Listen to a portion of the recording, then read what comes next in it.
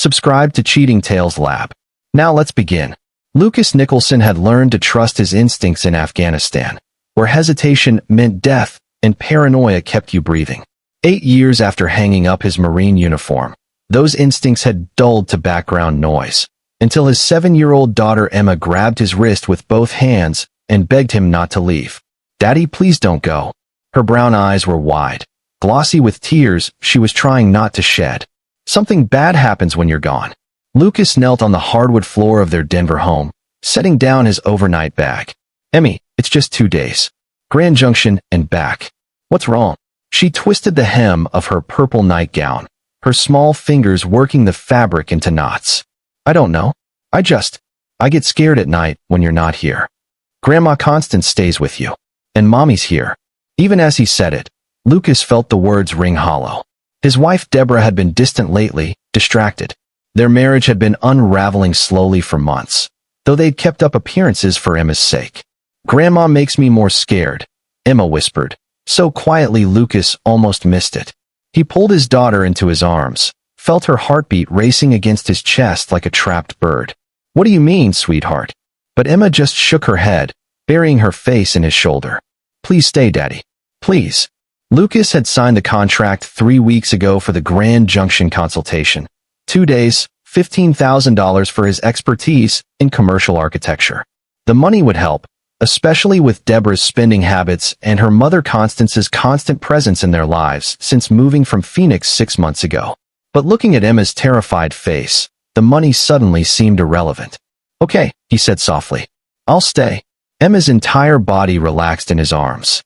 She looked up at him with such pure relief that Lucas felt a cold finger trace down his spine. This wasn't normal childhood anxiety. This was something else. That night, after Emma was asleep, Lucas found Deborah in the kitchen, scrolling through her phone with a glass of red wine. She barely looked up when he entered. "I canceled Grand Junction," Lucas said. Deborah's head snapped up, and for just a second, Lucas saw something flash across her face. Was it anger? Fear? Then it was gone, replaced by her usual practiced indifference. "Why would you do that?" "We need the money." Emma's scared. "She begged me not to go." Emma's 7 years old. She's scared of everything. Deborah took a long drink of wine. "You can't let a child dictate your business decisions, Lucas. When did you become so cold?" The words came out harder than he'd intended. Deborah stood abruptly, the wine sloshing in her glass. "When did you become so weak? Your daughter manipulates you with tears, and you just fold. My mother was right about you." There it was again, Constance's influence, poisoning everything. Lucas had never liked his mother-in-law, a severe woman with calculating eyes and a smile that never reached them. She'd opposed their marriage from the start, calling Lucas a directionless veteran with PTSD, despite his successful architecture firm. When she'd announced she was moving to Denver to be closer to her only granddaughter, Lucas had felt a knot form in his stomach that had never quite loosened. What does Constance have to do with this? Nothing. Everything. "God, Lucas, I can't do this right now." Deborah brushed past him, heading upstairs. "Do whatever you want. You always do." Lucas stood alone in the kitchen, the house settling into nighttime quiet around him. Through the window, he could see the neighbor's porch light casting shadows across their backyard. Something was wrong. He'd felt it for weeks now, maybe months, but tonight Emma's fear had crystallized it into certainty. He pulled out his phone and called his brother Scott, who answered on the third ring. "It's almost midnight, Luke. This better be good." "I need a favor," Lucas said quietly. "Can you come to my place tomorrow night? Around 10. Park down the street." "What's going on?" "I don't know yet, but I'm going to find out." The next morning, Lucas told Deborah he had to visit the Grand Junction client in person to explain the cancellation. She barely acknowledged him, absorbed in a hushed phone conversation that ended abruptly when he entered the room. He kissed Emma goodbye, promised her he'd be home for dinner, and left the house. But he didn't go to Grand Junction. Instead, Lucas drove to a storage unit across town and retrieved something he hadn't touched in 8 years, his old surveillance equipment from his military days. The Corps had taught him more than just how to build. They'd taught him how to watch, how to wait, and how to see patterns others missed. He spent the day at a coffee shop, setting up the equipment remotely. Tiny wireless cameras, no bigger than shirt buttons, each with night vision capability and motion activation. He'd planted them carefully before leaving that morning, One in the hallway outside Emma's room, one in the living room with a view of the front door, one covering the kitchen entrance. By 3 p.m., Lucas was watching his own home on a laptop screen from a booth in the back of the coffee shop. Deborah spent most of the afternoon on the phone, pacing the kitchen. Emma played alone in her room, occasionally looking toward the door with that same fearful expression that had convinced Lucas to stay. At 4:30 p.m., Constance arrived. Lucas watched his mother-in-law sweep into the house without knocking, her silver hair pulled back severely, her expression sharp. She spoke to Deborah in the kitchen. The camera had no audio, but Lucas could read body language. Constance was agitated, gesturing emphatically. Deborah looked nervous, defensive. Then Constance pulled out her phone and made a call. She spoke for less than a minute before hanging up and turning to Deborah with what looked like a satisfied smile. Lucas felt his jaw clench. Whatever was happening, Constance was orchestrating it. At 6 p.m., Lucas drove home. He walked through the front door to find Emma watching cartoons while Constance and Deborah sat in the kitchen, their conversation dying the moment he entered. "Lucas," Constance said with that razor-thin smile. "Deborah told me you canceled your business trip." "How unexpected." "Family comes first," Lucas said evenly. "Indeed." Constance's eyes were like chips of ice. "Though I wonder how you'll pay your bills with such noble sentiments." Deborah wouldn't meet his gaze. Emma ran to Lucas, wrapping her arms around his waist with desperate relief. He picked her up, feeling her trembling slightly. "I think I'll head home," Constance said, standing smoothly. "Deborah, dear, I'll see you tomorrow." "Actually, Mom, maybe you should," Deborah started, but Constance cut her off with a look. "Tomorrow," Constance repeated, and there was steel in her voice. "We'll finish our discussion." After she left, Lucas made dinner while Deborah retreated to their bedroom. Emma stayed close to him, helping him chop vegetables with a small plastic knife, gradually relaxing in his presence. "Daddy," she said as they ate spaghetti together at the kitchen table. "Are you going away again?" "No, baby. I'm staying right here." "Good." She twirled pasta around her fork, then looked up at him with those wise, worried eyes. "Grandma doesn't like you." "I know. She says bad things about you to Mommy." Lucas set down his fork carefully. "What kind of bad things?" Emma shrugged, suddenly interested in her plate. "That you're not good enough.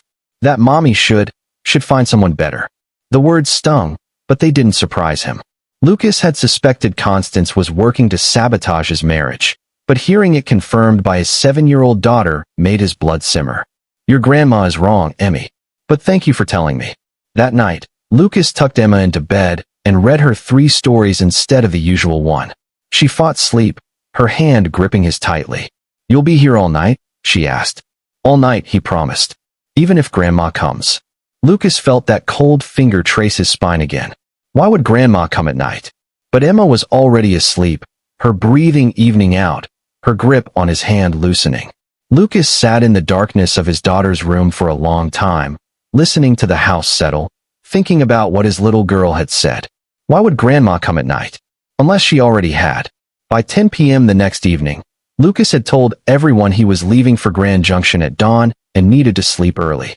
He'd made a show of packing his bag, kissing Emma goodnight, and retiring to the bedroom with Deborah, who'd barely spoken to him all day. At 10:30, he pretended to be asleep. At 10:45, Deborah slipped out of bed and tiptoed downstairs. Lucas waited exactly 3 minutes, then moved. His basement was unfinished, accessible through a door in the kitchen that Deborah rarely opened. Lucas had prepared it that afternoon, a folding chair positioned in the shadows beneath the stairs, his laptop open and connected to the cameras, his phone ready. He'd texted Scott to be in position by 11 p.m. Now he sat in the darkness, watching the feed from upstairs. Emma was asleep in her room, the hall camera showing her door closed. The living room camera showed Deborah sitting on the couch, her leg bouncing nervously, checking her phone every few seconds. At 10:58, headlights swept across the front windows. Lucas watched the screen as Deborah jumped up and went to the door. On camera, he saw her open it to reveal Constance, and 2 men Lucas had never seen before. The first was tall and lean with a shaved head and cold eyes, wearing an expensive suit that didn't hide the predatory way he moved. The second was shorter, thick-shouldered, with the look of someone who enjoyed causing pain. They walked into Lucas's home like they owned it. Constance spoke to Deborah, who nodded rapidly, wringing her hands. Then all four of them started walking toward the hallway, toward Emma's room. Lucas moved. He took the basement stairs silently, years of training making his footfalls soundless despite his size. He reached the kitchen just as they were halfway down the hall. Through the doorway, he could see them, Constance leading, the two men flanking her, Deborah trailing behind looking sick. "That's far enough," Lucas said. All four of them froze. Constance turned slowly, and for the first time since he'd met her, Lucas saw genuine fear flash across her face before she masked it with indignation. "Lucas, what are you doing up?" "I live here," he said quietly, stepping into the hallway. "The better question is, what are Jorge Allen and Carlton Daniels doing in my house at 11 o'clock at night, walking toward my daughter's bedroom?" The bald man, Jorge, stiffened at the use of his name. Carlton's hand moved toward his jacket, and Lucas shook his head slightly. "I wouldn't. My brother Scott is currently blocking your car in the driveway, and he's already called the police. They'll be here in about 4 minutes." It was a bluff. Scott was outside, but Lucas hadn't called the police yet. He wanted answers first. "You have no idea what you're interfering with," Constance hissed, dropping all pretense of civility. "This is family business. My daughter is my family. You're just the poisonous snake who birthed my wife." Lucas looked at Deborah, who couldn't meet his eyes. "What's going on, Deborah? What are you involved in?" "She's involved in saving herself," Jorge said, his voice smooth and cultured. "Your wife has debts, Mr. Nicholson. Substantial debts. We've offered her a way to settle them. With my daughter." Lucas felt rage building in his chest, cold and focused.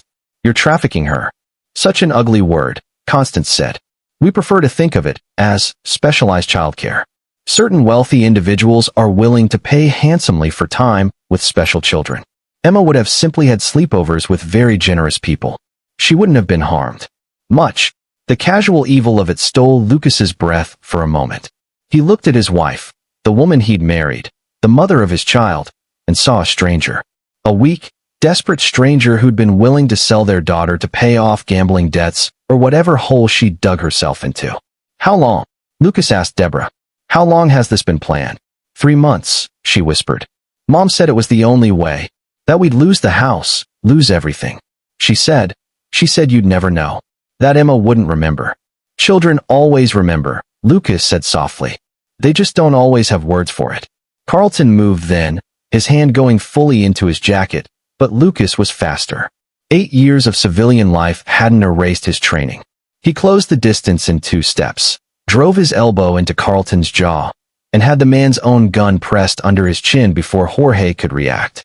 "Don't," Lucas said to Jorge, who'd taken a step forward. "I spent 4 tours in Helmand Province. You're soft, rich predators who prey on children. You don't want to test me." The front door crashed open, and Scott burst in, 6'3" of former college linebacker, now a construction foreman, carrying a tire iron and looking like he wanted to use it. "Luke," Scott took in the scene. "Holy hell. Call the police," Lucas said. "Now. Tell them we have an attempted child abduction in progress, and that I have one perpetrator at gunpoint." "Lucas, please," Deborah sobbed. "I'm sorry. I was desperate. Mom said, your mother is a monster, and you let her turn you into one too." Lucas kept the gun steady, his eyes moving between Jorge and Constance. "How many families? How many children have you done this to?" "You self-righteous fool," Constance spat. "Do you think you're the first protective father? We've handled dozens of them. You can't prove anything." "Actually," Lucas said, "I can." He'd been recording everything. Every camera was running, every word captured. But more than that, he'd spent the day digging into Constance Dixon's background, and what he'd found would put them all away for decades. The police arrived 6 minutes later, 2 patrol cars, lights flashing, drawing neighbors to their windows. Lucas handed over Carlton's gun and calmly explained what he'd discovered. His mother-in-law running a child trafficking ring disguised as a placement agency for wealthy clients, using desperate mothers like Deborah to offer up their own children. The cameras had caught everything.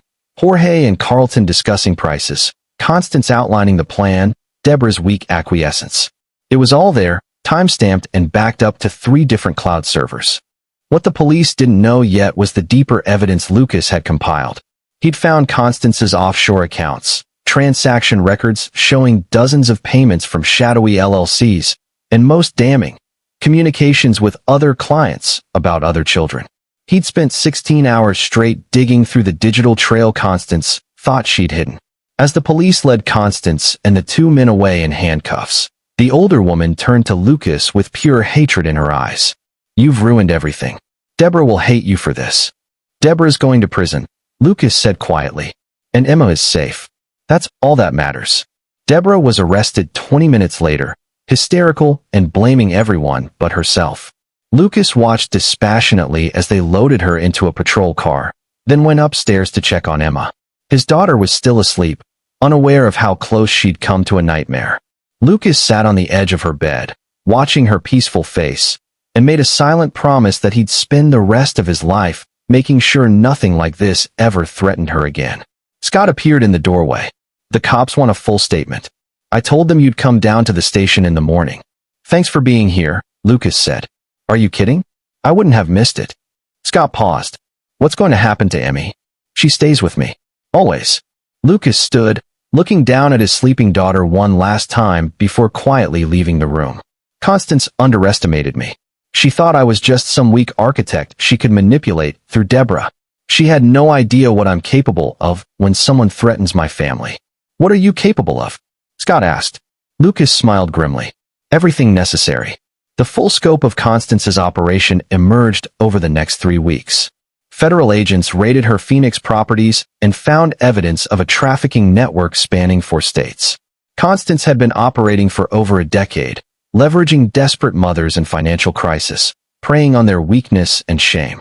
Jorge Allen and Carlton Daniels were mid-level operatives, talent scouts, and facilitators.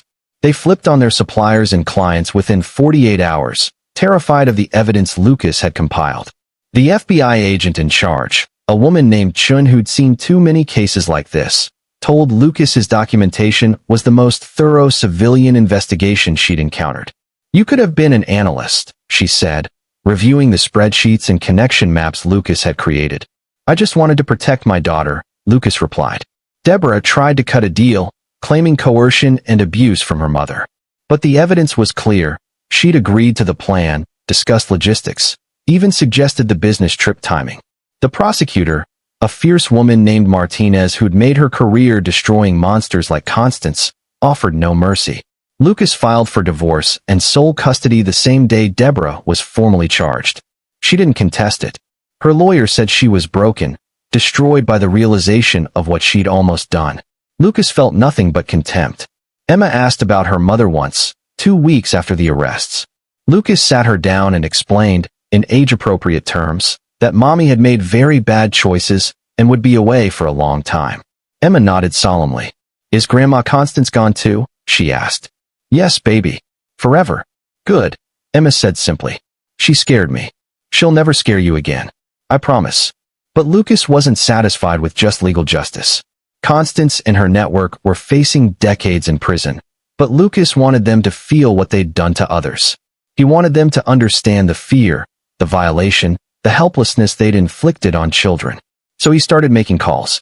Lucas had maintained contacts from his Marine days, men and women who'd gone into various fields after service. One of them, a woman named Sarah who now worked in Bureau of Prisons, owed him her life after Kandahar. Another, a former intelligence analyst named Marcus, had built a successful consulting firm and maintained impressive connections. "I need information," Lucas told Marcus over an encrypted call, "about where Constance Dixon, Jorge Allen, and Carlton Daniels are being held pending trial." "Planning something illegal?" Marcus asked, but he was already typing. "Planning something poetic." Within 3 days, Lucas had detailed layouts of the detention facilities, guard schedules, and most importantly, inmate demographics and associations. He began orchestrating carefully, using proxies and intermediaries, making sure nothing could be traced back to him. Constance was in a federal detention center awaiting trial, housed in a unit with other women facing serious charges. Lucas arranged for certain information to be distributed among her fellow inmates, specifically, the nature of her crimes and the evidence against her.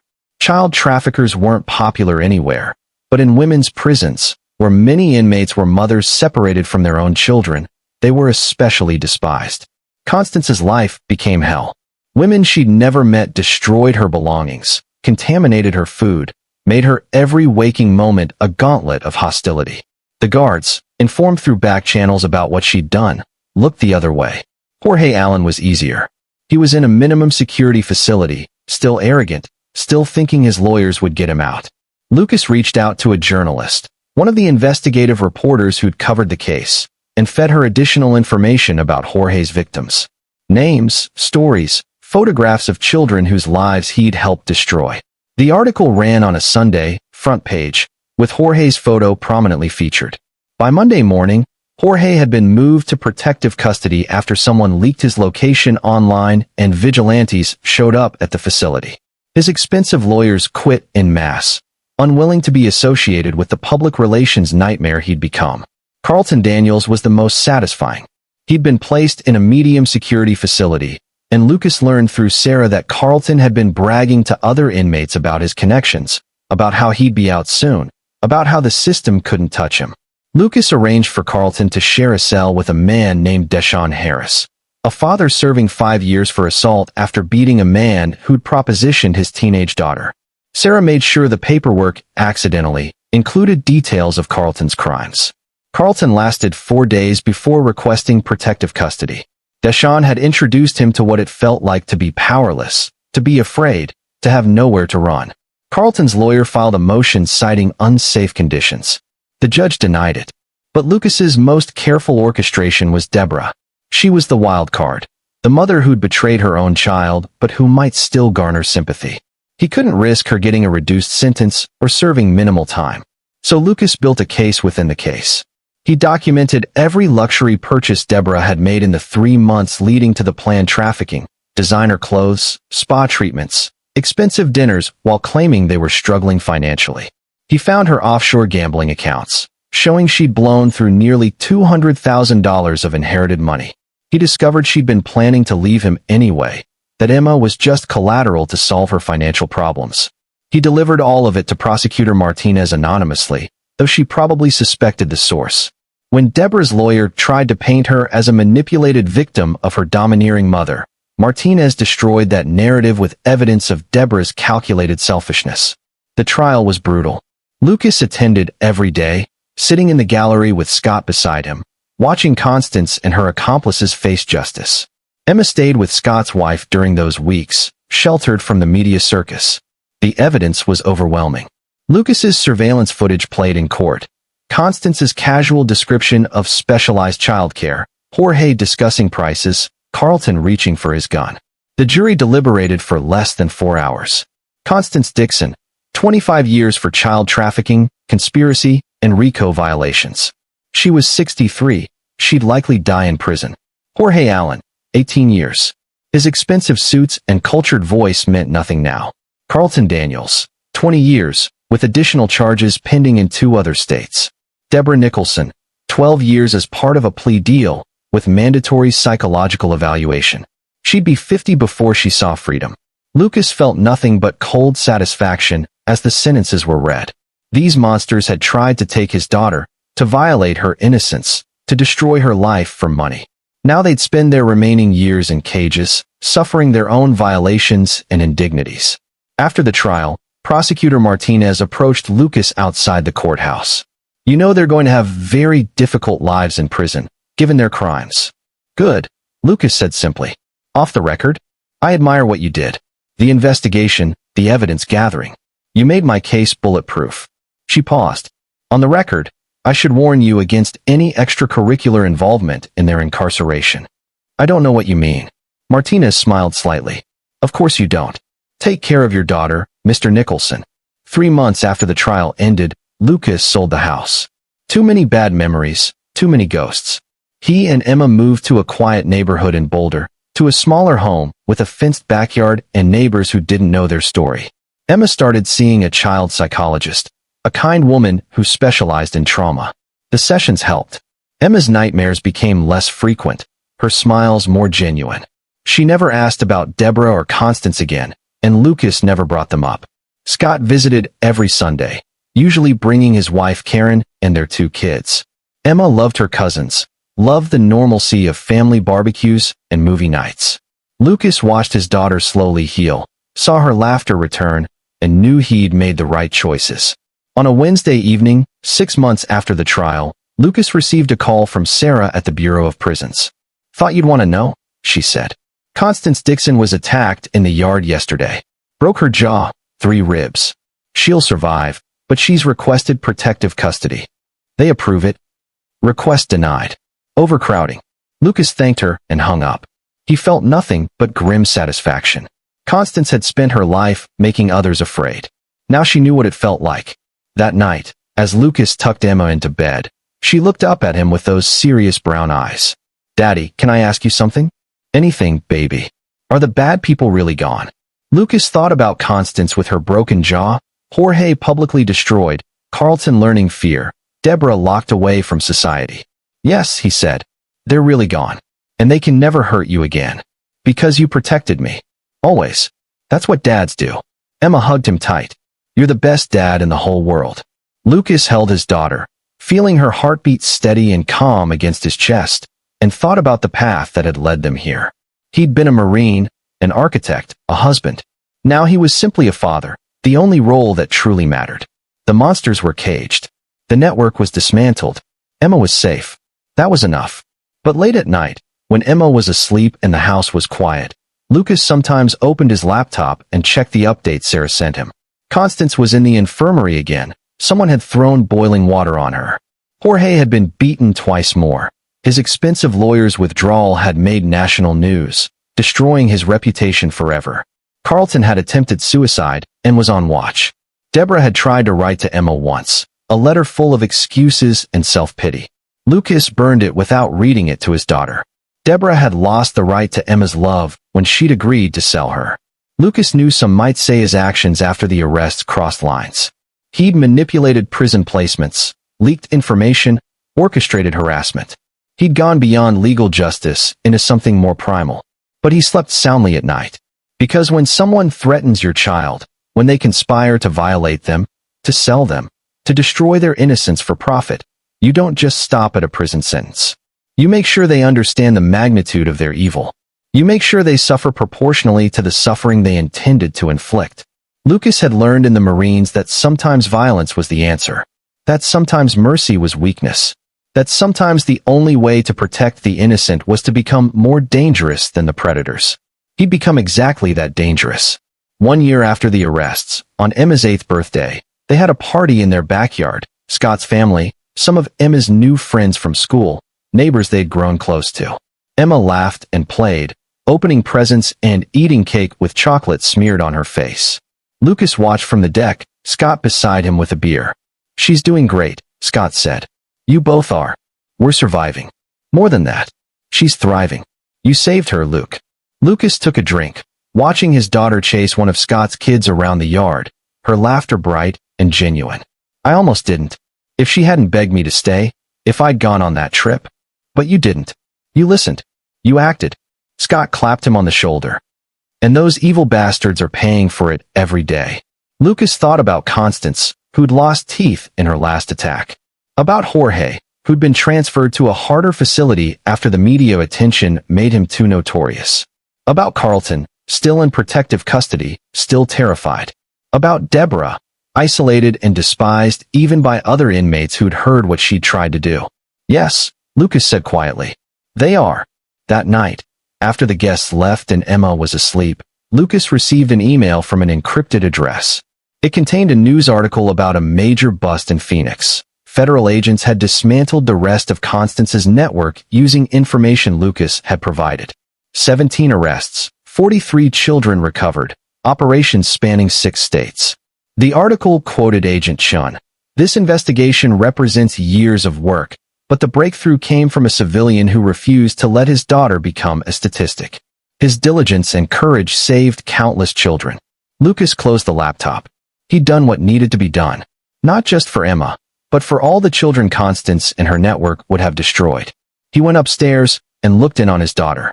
Emma slept peacefully, her stuffed bear clutched in her arms, safe in her room in their new house, in their new neighborhood. No grandmother to fear. No mother to betray her. Just Lucas, keeping watch, always vigilant. The monsters were in cages. The innocent were protected. Justice, real justice, Not just legal proceedings, but true cosmic balance had been served. Lucas Nicholson, former Marine and architect, had become something else when his daughter's life was threatened. He'd become judge, jury, and executioner. He'd used the system when it served him and gone around it when necessary. He'd been ruthless, calculating, and absolutely merciless. And he'd do it all again in a heartbeat. Because that's what fathers do. They protect their children from monsters. And when the monsters are too dangerous for conventional justice, fathers become something the monsters fear. Lucas turned off Emma's light and quietly closed her door. Tomorrow he'd take her to the park. They'd get ice cream and feed the ducks. They'd live their normal, quiet life. But if anyone ever threatened his daughter again, they'd learn what Constance and her accomplices had learned. That Lucas Nicholson was the wrong father to cross. That beneath his calm exterior was a warrior who would burn the world to keep his child safe. The scars from Afghanistan had taught him how to fight. The betrayal of his wife had taught him who to trust. The threat to his daughter had taught him that mercy was reserved for the innocent. And Lucas Nicholson had learned those lessons well. The story could have ended in tragedy. A child stolen in the night. A father who arrived home too late. A family destroyed by evil. Instead, it ended with a little girl sleeping safely, monsters locked away suffering daily torments, and a father who'd done whatever was necessary to protect his own. Some might call Lucas's actions excessive. He called them justice. And in the end, that was all that mattered. This is where our story comes to an end. Share your thoughts in the comments section. Thanks for your time. If you enjoy this story, please subscribe to this channel. Click on the video you see on the screen, and I will see you.